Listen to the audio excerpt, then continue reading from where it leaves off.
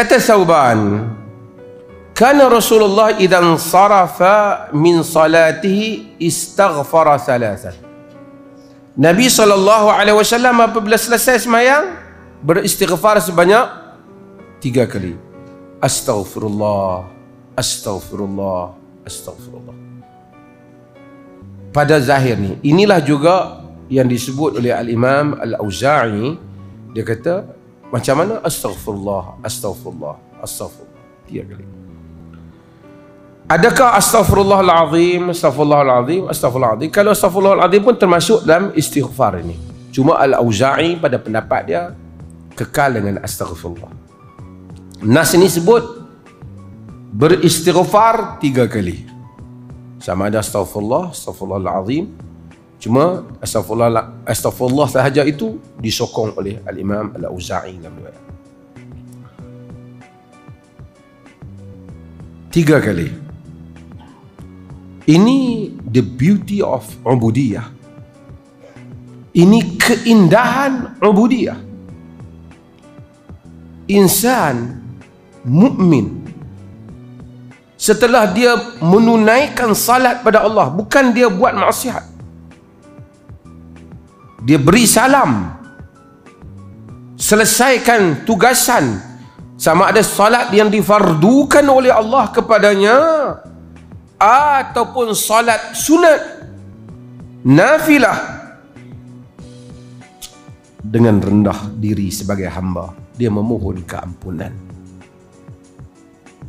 pada kekurangan, kecacatan yang telah dia lakukan. Sebab itu kita kalau baca Al-Quran, kita akan berulang kali saya bagi sebut hal. Memohon keampunan pada Allah ialah perkara yang paling besar yang dibangkitkan oleh Quran. Keseluruhan hidup ni, kalau boleh manusia ni sentiasa memohon keampunan pada Allah, itulah kejayaan satu orang manusia. Selepas salat, istighfar. Nabi Ibrahim selepas dia doa pada Allah, Rabbi ja'alni muqimas salah wa min zurriyyati Rabbana wa taqabbal du'a Rabbi ghafirli wali walidayya walil mu'minina yawma yaqumu hisab. Tuhan ampunlah aku dan kedua ibu bapa aku. Sentiasa para Nabi. Nabi Nuh alaihi salam, sampai dia doa kat kaum dia, Rabbi la tadhar ala ardi minal kafirin dayyara. Apa dia kata? Rabbi ghafirli wali walidayya waliman dakhala baitiya mu'mina walil mu'minina wal mu'minat. Wahai Tuhanku, ampunlah aku dan ampunlah pada orang yang masuk ke rumahku dan mukminin, dan ampunlah aku dan kedua ibu bapaku, dan pada orang yang masuk dalam rumahku dan mukminin dan mukminat. Nabi Sulaiman alaihi salam ketika dia nak minta kekuasaan daripada Allah, minta kepada Allah tak apa kuasa. Rabbi ghafirli wa habli mulkan la yanbaghi li ahadin min ba'di innaka antal wahhab. Wahai Tuhanku, ampunlah aku dan berikanlah padaku kekuasaan. Sehingga agama ajar, nak minta sesuatu pun mula dengan minta ampun dulu. Wa qur rabbi ghfir warham wa anta khairur rahim. Wahai Tuhan, katakanlah wahai Tuhan, ampunkanlah dan kesian. Sentiasa minta ampun dulu baru minta kesian. Sebab itu orang yang melazimi istighfar ini, dia akan tengok Allah memberi keajaiban harta, keajaiban nikmat hidup yang dia tak sangka-sangka. Tidak memahami hal ini melainkan orang yang melaziminya. Banyakkan istighfar sehingga sentiasa kita rasa salah. Hatta orang seperti Abu Bakar, yang hadis yang kita baca dulu, dia tanya Nabi, apa Nabi kata? Rabbi inni zalamtu nafsi zalman katsiran wa la yaghfiru dhunuba illa anta faghfirli maghfiratan min 'indak. Ampunkanlah aku dari satu keampunan dari sisimu. Itu doa yang Abu Bakar minta. Nabi tak kata, wahai Abu Bakar, kau minta supaya harta jadi banyak, anak-anak sihat, istighfar, semua ni akan datang. Istighfar, semua ni akan datang. Sesiapa yang daripada tidak beristighfar kemudian sentiasa beristighfar, bukan hanya melafazkan kalimah ighfirli, rabbi ghafirli, wahabli, rabbi ghafirli, warhamni, tapi ketika dia melafazkannya dengan rendah diri sebagai hamba, benar-benar memohon keampunan pada Allah, dia akan merasai nikmat keajaiban hidup kalau dia melaziminya.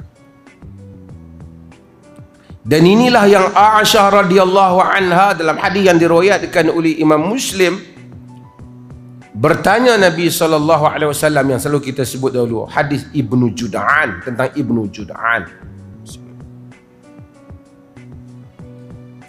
Ya Rasulullah, Ibnu Jud'an kana fil jahiliyati yasilur rahim wa yut'imul miskin, hal dzalika nafi'uhu?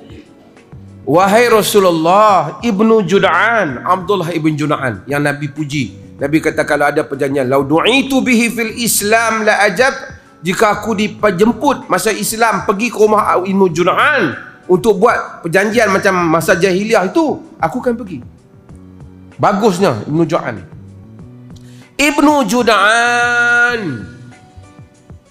kata Aisyah, masa jahiliah selalu menghubungkan silaturahim dan memberi makan orang miskin. Fahal dzaka nafi'uhu, adakah itu memberikan manfaat padanya? Nabi kata la yanfa'uhu, tidak memberi manfaat. Fa innahu lam yaqul yawman rabbi ghfirli khati'ati yawmaddin, kerana dia tak pernah satu hari menyebut, wahai Tuhanku, ampunlah dosa-dosaku pada hari aku berjumpa dengan kau nanti, hari kiamat.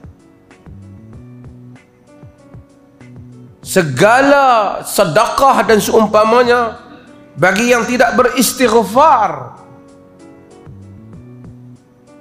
tidak memberi manfaat jika dia tidak merendah diri pada Allah. Sebab itu kadang-kadang orang tidak faham isu ni. Dia tengok tu, dia tu orang bukan Muslim, selalu sedekah, takkan tak dapat pahala. Sama ada dia sedekah untuk dirinya, kedudukannya, namanya, tapi dia tidak bersedekah sebagai tanda rendah dirinya kepada Tuhannya. Kalau itu berlaku, tentu dia memohon keampunan pada Allah. Istighfar,